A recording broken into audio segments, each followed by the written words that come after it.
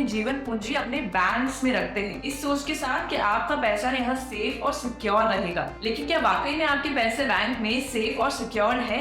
इसी सवाल के साथ शुरू करते हैं आज का ये वीडियो। अकॉर्डिंग टू RBI यानी reserve bank of India, banks को सबसे सेफ कंसिडर किया जाता है। लेकिन कुछ ऐसी सिचुएशन सामने आई है जिनके चलते सिक्योरिटी कंसर्न्स धीरे धीरे बढ़ते जा रहे हैं, जिनमें से सबसे पहला कारण है फाइनेंशियल इंस्टेबिलिटी। मान लीजिए आप किसी बैंक में अपना पैसा जमा करवाने चले गए। अब वो बैंक पहले से किसी फाइनेंशियल इंस्टेबिलिटी से गुजर रहा है, लेकिन क्यों? क्योंकि उसमें कुछ चीजें ऑलरेडी लैक कर रही हैं, जैसे poor management, risking lending practices और अदर फाइनेंशियल चैलेंजेस। और ये सभी फैक्टर्स आपके यानी डिपॉजिटर के लिए एक बहुत बड़ा रिस्क साबित हो सकता है। इस तरह के instances of significant non performing assets यानी NPA और फाइनेंशियल मिसमैनेजमेंट डिपॉजिट्स की सेफ्टी पे काफी बुरा इम्पैक्ट डालता है। दूसरा कारण है फ्रॉड और स्कैम्स। एडवांस टेक्नोलॉजी के चलते ये स्कैमर्स भी हमसे 2 कदम आगे चलते हैं, और यदि ये फ्रॉड्स और स्कैम किसी एक बैंक में कंसिस्टेंटली होते हैं तो हमारा उस पर से भरोसा भी उठ जाता है। फॉर एग्जाम्पल, मान लीजिए बैंक के कुछ एम्प्लॉयज किसी फ्रॉड एक्टिविटी में शामिल हैं। इसके चलते बैंक की फाइनेंशियल कंडीशंस काफी खराब है।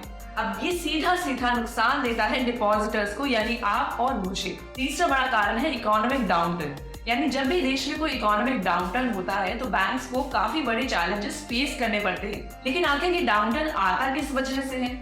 इसके कोई भी कारण हो सकते हैं, जैसे increase default rates on loan, reduced demand for credit, and other economic pressures. Such situations can affect banks' profitability and stability as well. चौथा कारण है साइबर सिक्योरिटी रिस्क। जैसे जैसे टेक्नोलॉजी इंटीग्रेटेड होती जा रही है, वैसे वैसे साइबर अटैक्स भी बढ़ते जा रहे हैं। इस सब के चलते कस्टमर्स के अकाउंट्स की सिक्योरिटी और ट्रांजैक्शन पर भी गंदा असर पड़ता है, और इसी सब के चलते कस्टमर्स की सिक्योरिटी में एक काफी बड़ा कॉम्प्रोमाइज आ जाता है। पांचवा और सबसे आखिरी कारण है ग्लोबल इकोनॉमिक फैक्टर्स।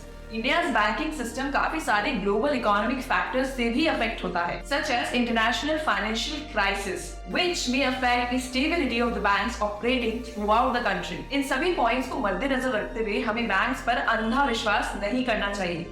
तो फिर करें क्या?